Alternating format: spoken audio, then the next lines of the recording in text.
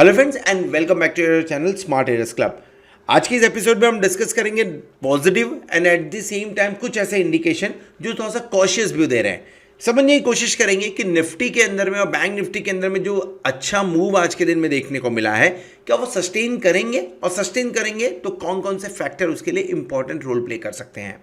शुरुआत करते हैं इंडिया विक्स के साथ में।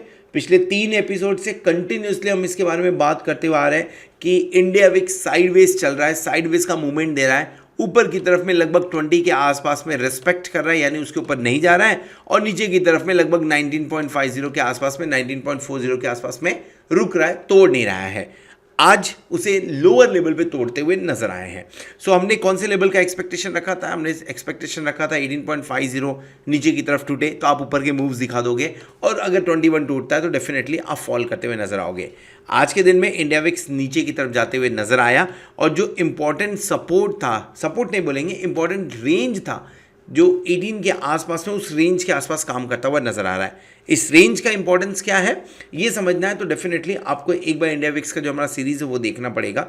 वो देखिए, आपको समझ में आएगा मैं क्यों इंडिया विक्स को इतना इंपॉर्टेंस देता हूं, और इंडिया विक्स के ऊपर में मैं मेरे ट्रेड्स कैसे इनिशिएट करता हूं।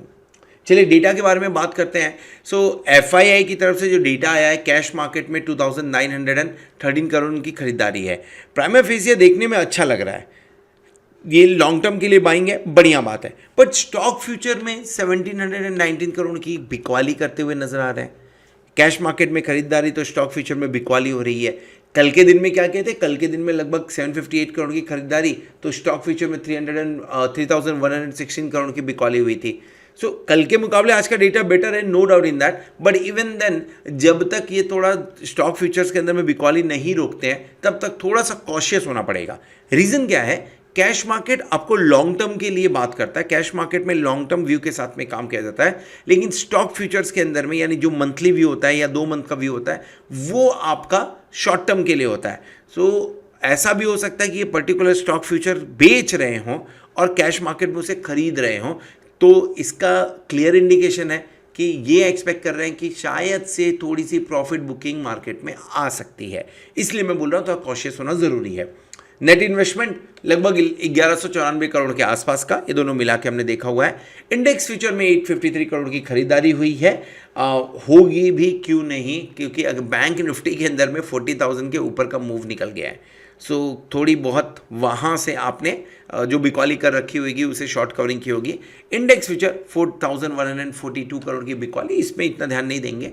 क्यों नहीं ध्यान देंगे? रीज़न सिंपल है, आज एक्सपायरी थी तो डेफिनेटली जो इन्होंने हेज करके रखा रहेगा पोजीशन उसे बेच के निकले होंगे आज, मतलब स्क्वायर ऑफ किया रहेगा, तो डेफिनेटली इसके ऊपर में इतना ध्यान नहीं देना आज के दिन में। खाली मुझे एक चीज़ है, अगर आप बैंक निफ्टी के बारे में बात करो तो आज बैंक निफ्टी में बढ़िया लॉन्ग बिल्टअप देखने को मिला हुआ है। कल के दिन में शॉर्ट जो लॉन्ग ये अनवाइंडिंग हुआ था, जो लॉन्ग्स बने हुए थे वो लॉन्ग अनवाइंड हुए थे, लेकिन आज जिस तरह से बैंक निफ्टी ने मूव दिखाया, 40,000 के ऊपर की क्लोजिंग दी है, बढ़िया लॉन्ग बिल्टअप होते हुए नजर आए। ये लॉन्ग बिल्टअप के चलते हुए ऊपर के लेवल्स थोड़े से खुलते हुए नजर आ रहे हैं बैंक निफ्टी में। चार्ट के ऊपर में डिस्कस करेंगे उसके बारे में। डीआईआई ने 212 करोड़ की बिकवाली की हुई है। ठीक है, खराब नहीं है, मैं इसे बोलूँगा न्यूट्रल है। क्यों? 200-300 करोड़ बहुत बड़ी चीज़ नहीं होती है। सो मतलब हमारे लिए तो होती है, डीआईआई के लिए नहीं होती है। सो इन्होंने 200 करोड़ की बिकवाली की हुई है, न्यूट्रल है। जब भी 1000 ऊपर के करोड़ के ऊपर जाएंगे तब हम टेंशन में आना चाहिए, अभी ये न्यूट्रल होना चाहिए आपके लिए। ऑयल प्राइसेस 89.07, कल जब हमने डिस्कशन किया था तो ये लगभग ऑयल प्राइसेस था 89.26 के आसपास में, यानी ऑलमोस्ट फ्लैट है। और यूएसडी आईएनआर की बात करें तो 89.26 के आसपास में काम कर रहा है। जो माफ़ करें 79.26, ये 89 नहीं है, 79 है, 79.26 के आसपास में काम करता हुआ नजर आ रहा है। कल के दिन में कितना था? ओके, ये I think this data is little bit wrong, this is not 79. This is 79.70। So almost कल के लेवल के आसपास में ये भी काम करते हुए दिख रहा है। कल कितना था? कल था 79.83 के आसपास में था, आज 79.70 के आसपास में काम कर रहा है। आई थिंक ये डेटा चेंज नहीं किया गया है कल का। निफ्टी पुट कॉल रेशियो बढ़ के आया 1.35 के आसपास में। कल ये लगभग काफ़ी नीचे की तरफ 1.07 पे था, आज 1.35 पे आया है, बढ़ के आया है। रीज़न आपको मालूम है, हम 17,800 के आसपास काम कर रहे हैं, और ये एक बड़ा रीज़न है कॉशियस होने का। यानी कल के डेटा में जो पॉजिटिव था, आज कॉशियस थोड़ा सा आपको स्टैंड रखने की बात कर रहा है। थोड़ा सा संभलना पड़ेगा यहाँ पे। Bank Nifty put call ratio भी 0.80 से बढ़ के सीधा 1.16 तक पहुँचा हुआ है। दोनों ही इंडिकेशन थोड़ा सा आपको कॉशियस व्यू दे रहे हैं। सो आज आपको पॉजिटिव 1 या 2 डेटा ही मिलेंगे, बाकी सब न्यूट्रल या तो न्यूट्रल टू नेगेटिव ही मिलने वाले हैं। जैसे FII मैंने न्यूट्रल रखा हुआ है, मैं पॉजिटिव रख सकता था, लेकिन न्यूट्रल इसलिए रखा मैंने क्योंकि मैं डेटा 1-2 दिन और देखना चाहता हूँ। प्लस एक ऐसा चीज़ जिसका ज़्यादा इम्पैक्ट था वो था एक्सपायरी। हो सकता है एक्सपायरी के हिसाब से कुछ मूव्स बने हों जो आपको 1-2 दिन में क्लियर होंगे। तो FII न्यूट्रल है, DIA भी न्यूट्रल रखा हमने। ऑयल प्राइसेस जब तक 90 के नीचे, 95 के नीचे पॉजिटिव इंडिकेशन देता रहेगा। USD INR 80 के जब तक आसपास में रहेगा, न्यूट्रल टू नेगेटिव ही रहेगा। डेरिवेटिव डेटा आज न्यूट्रल टू कॉशियस हुए हैं, बेसिकली पॉजिटिव से घटा के हमने इसे न्यूट्रल किया है। रीजन सिंपल है, पुट कॉल रेशियो 1.35 के आसपास में काम कर रहा है और इंडिया विक्स 5% का फॉल है, तो डेफिनेटली एक पॉजिटिव इंडिकेशन देता हुआ नजर आ रहा है। इसके साथ में हम चार्ट के ऊपर में चलते हैं, चार्ट के ऊपर में डिस्कशन करेंगे निफ्टी और बैंक निफ्टी में एग्जैक्टली क्या हो रहा है, and then after that will come back to this slide again, क्योंकि वो लेवल्स थोड़े से मुझे डिस्कस करने हैं और थोड़ा सा लेवल्स में हमने मॉडिफाई किया हुआ है। अगर मैं निफ्टी के बारे में बात करूं तो निफ्टी का जो चार्ट बना हुआ है या जो कैंडल बना हुआ है, डेफिनेटली गैप अप ओपनिंग हुई या गैप अप ओपनिंग के बाद में सस्टेन किया है। इनफैक्ट जब लोज आए भी, लोअर लेवल आए थे, कितना बनाया निफ्टी ने, लगभग 17,691 का लो बनाया था और हाई बनाया 17,807 के आसपास। सो ये डोजी पैटर्न तो नहीं है, लेकिन एक कंफर्म है कि higher high higher low pattern बनता हुआ दिख रहा है। इसी के साथ में प्रीवियस नियरेस्ट हाई जो था वो 30 अगस्त वाला तोड़ के ऊपर की तरफ क्लोज किया है। अब इसके लिए रेजिस्टेंस एंड सपोर्ट अलग अलग बड़े इंपॉर्टेंट बनते हैं, जिसके बारे में हम बात करेंगे। एट द सेम टाइम कौन से लेवल्स पे बाय करना चाहिए। So let's go back to the presentation and यहाँ पे ही देखते हैं। बेसिकली इंपॉर्टेंट सपोर्ट आपके लिए 17,725 से लेकर 17,690 का रेंज है। ये हमने क्लोजिंग दी है 17,798 के आसपास में।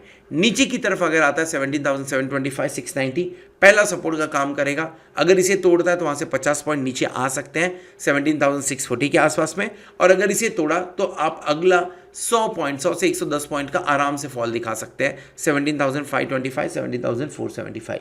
ऐसा नहीं कि 17,600 पे सपोर्ट नहीं है, सपोर्ट है, बट जब ये आप 17,800 से 17,640 के लेवल पे आओगे, सो चांसेस बनता है कि एक बार थोड़ी सी जो लॉन्ग्स बने हुए हैं वो अनवाइंड होते हुए नजर आए, जिसके चलते हुए आप इन लेवल्स के आसपास में आ सकते हो।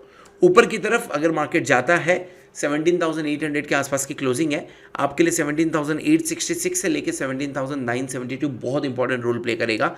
ये 100 पॉइंट क्यों? पहला तो पुट कॉल रेशियो आपका 1.35 के आसपास में है। इन लेवल्स के आसपास में जाओगे ऑटोमेटिकली 1.50 1.52 के आसपास में पहुंच जाएगा put call ratio. Pressure create करने के लिए काफ़ी है। 18,000 का लेवल, साइकोलॉजिकल इफेक्ट, डेफिनेटली ये सब बड़ा रोल प्ले करेंगे, जहां से आपको थोड़ी बहुत मुनाफा वसूली एक बार देखने को मिल सकती है। अगर ऐसा नहीं हुआ तो आप 18,090 18,150 230 एंड 330 ये लेवल्स आने वाले दिनों के अंदर में देख सकते हो निफ्टी के अंदर में। कुछ ट्रेड्स जो बन सकते हैं प्रोबेबल ट्रेड्स। एग्रेसिव ट्रेडर है अगर आप और आपको थोड़ा सा डिप देखने को मिला 17,700 17,050 के आसपास में, तो 17,700 का कॉल ऑप्शन लेके काम कर सकते हैं। स्टॉप लॉस 17,640 के आसपास होगा। रीजन मैंने ऑलरेडी यहाँ पे बता दिया है, और जो टारगेट बनेगा वो 17,860 17,930 17,970 यहाँ तक आते हैं। यहाँ पे स्क्वायर ऑफ कर लीजिए।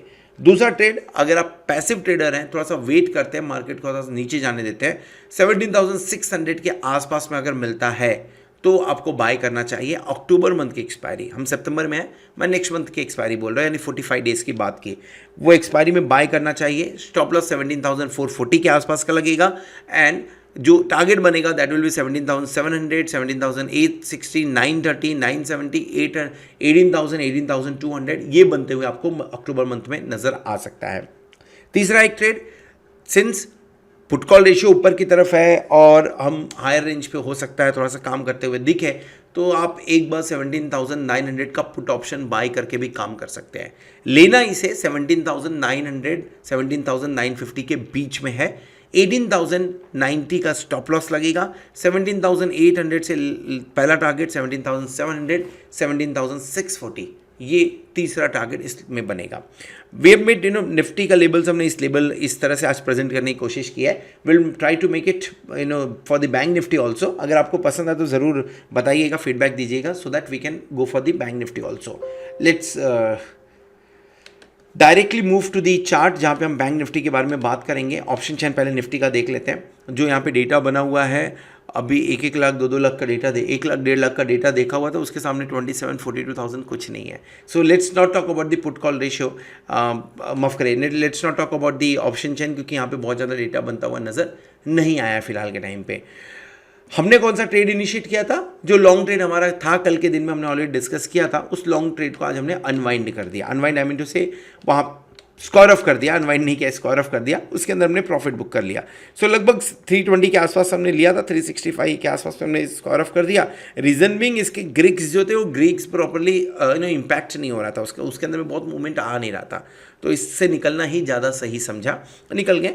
आज कोई भी पोजीशन अब हमने ओपन नहीं रखी हुई है, सारे पोजीशन हमने क्लोज कर दिए हुए हैं। दूसरा एक चीज़ आपको मालूम होगा, तो हमने एक प्रोग्राम चालू किया था 50,000 to 10 लाख रुपीज़, जहाँ पे हम ऑप्शन बाइंग के थ्रू जाना चाहते थे। Because of the market condition वो थोड़ा नीचे गया था 10,000 रुपीज़ तक, यानी 50,000 से हमने शुरू किया था, वो 10,000 पे जाते हुए नजर आया। हमने रिकवरी करके उसे विदाउट एनी फंड एडिशन वापस हम 70,000 रुपीज़ के आसपास में आ चुके हैं। सो लगभग 40% का रिटर्न इसके ऊपर में आ चुका है।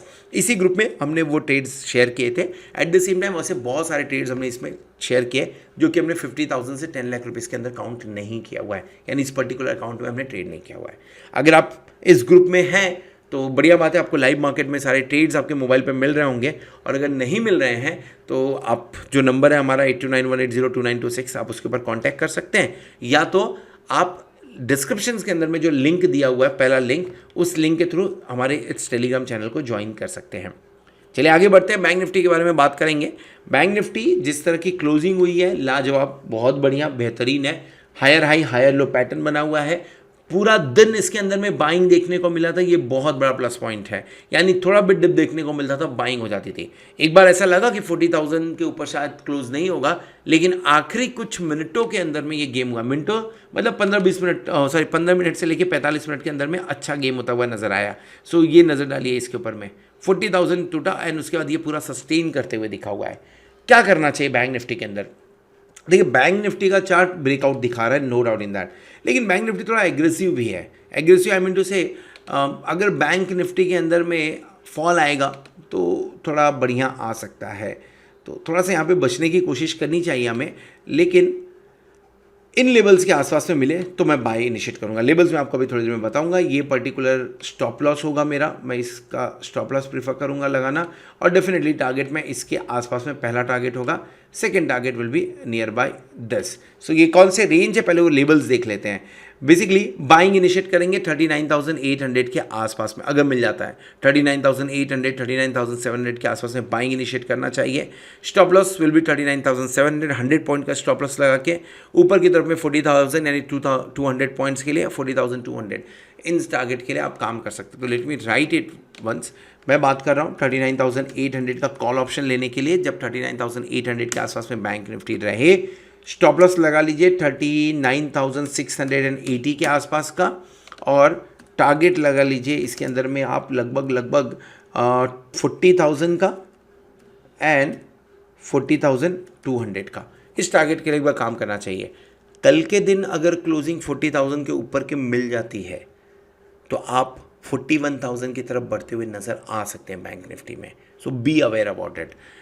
दूसरा ऑप्शन चैन डेटा डेफिनेटली कुछ भी खास नहीं है, खाली आप देखें 41,000 पे 59,559 लॉट का ओपन इंटरेस्ट है, 39,500 पे लगभग 60,000 के आसपास का ओपन इंटरेस्ट है। सो बहुत ज़्यादा कुछ डेटा है नहीं, लेट इट गेट क्रिएटेड, थोड़ा सा बनने देते हैं फिर बात करते हैं इसके ऊपर में। So this all about Nifty and bank Nifty. Hope आपको वीडियो पसंद आया रहेगा। अगर वीडियो पसंद आया तो वीडियो को जरूर लाइक करिएगा, दोस्तों के साथ में शेयर करिएगा।